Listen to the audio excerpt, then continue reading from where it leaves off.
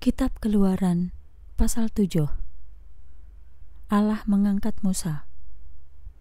Tuhan berfirman kepada Musa, "Lihat, aku telah menjadikanmu seperti Allah bagi Fir'aun, dan kakakmu, Harun, akan menjadi nabimu.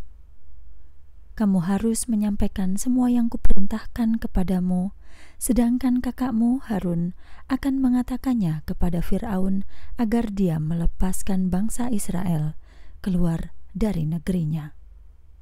Namun, aku akan mengeraskan hati Fir'aun dan melipat gandakan tanda-tandaku dan mukjizat-mukjizatku di tanah Mesir. Fir'aun tidak akan mendengarkanmu. Sebab itu, aku akan meletakkan tanganku atas Mesir dan membawa pasukanku, yaitu umatku, keturunan Israel, keluar dari tanah Mesir dengan hukuman-hukuman yang berat. Orang Mesir pun akan tahu bahwa akulah Tuhan, ketika aku merentangkan tanganku atas Mesir dan mengeluarkan keturunan Israel dari tengah-tengah mereka." Musa dan Harun melakukan seperti yang diperintahkan Tuhan kepada mereka. Musa berumur 80 tahun dan Harun 83 tahun ketika mereka berbicara kepada Fir'aun.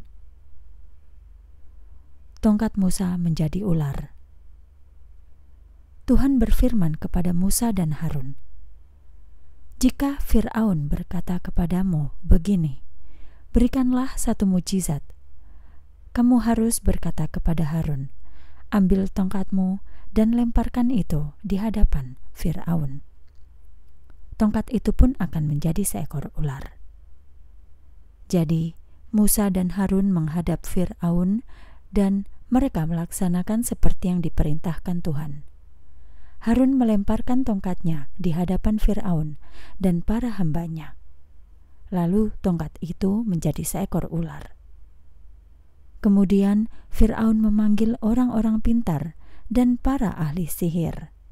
Lalu mereka, para ahli ilmu gaib Mesir itu, juga melakukan hal yang sama menggunakan mantra-mantra rahasia mereka. Mereka masing-masing melemparkan tongkatnya dan tongkat-tongkat itu menjadi ular. Tetapi tongkat Harun memakan tongkat-tongkat mereka.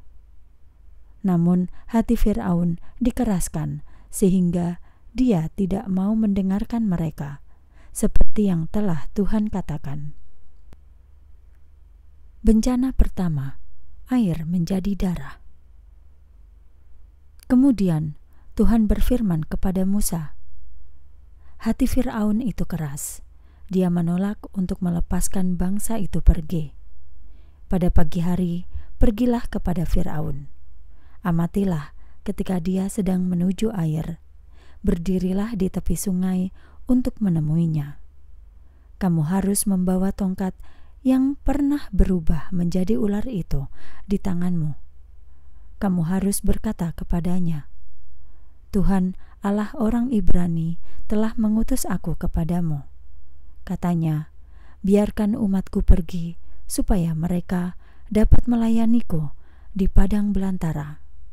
Namun lihatlah, engkau tidak mau mendengarkan sampai sekarang. Karena itu, inilah firman Tuhan. Dengan ini engkau akan tahu bahwa akulah Tuhan.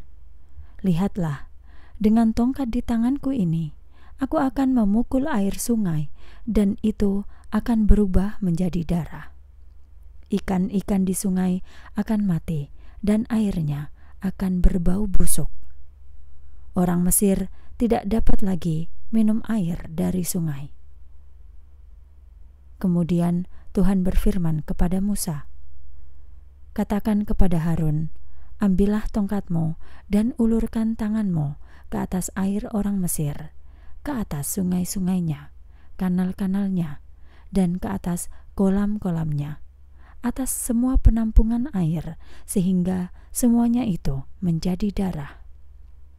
Demikianlah akan ada darah di seluruh tanah Mesir, baik dalam wadah-wadah kayu maupun wadah-wadah batu." Musa dan Harun melaksanakannya seperti yang diperintahkan Tuhan. Lalu dia mengangkat tongkat dan memukulkannya ke air di sungai, di depan mata Fir'aun dan para hambanya, dan seluruh air di sungai berubah menjadi darah. Ikan-ikan di sungai pun mati, sehingga sungai berbau busuk. Sebab itu orang Mesir tidak dapat minum air dari sungai. Darah ada di seluruh Mesir. Namun para ahli ilmu gaib Mesir melakukannya juga dengan mantra-mantra rahasianya, sehingga hati Fir'aun dikeraskan.